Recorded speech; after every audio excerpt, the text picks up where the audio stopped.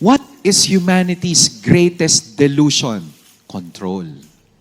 That we still have tomorrow. Well, actually, the only thing that is certain is the present moment. Diba? Sabi nga sa Kung Fu Panda, yesterday is history, tomorrow is always a mystery.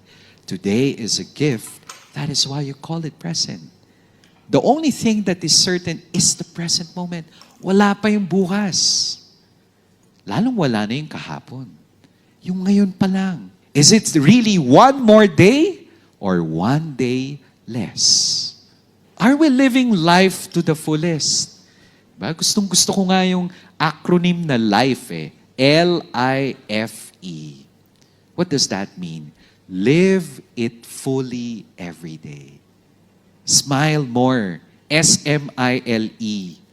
See miracles in life every day. You know, we have to take note.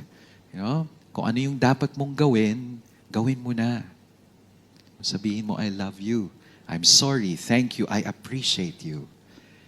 Because we all usually postpone, procrastinate. Bukas na lang. What if there's no tomorrow? Fragility of life.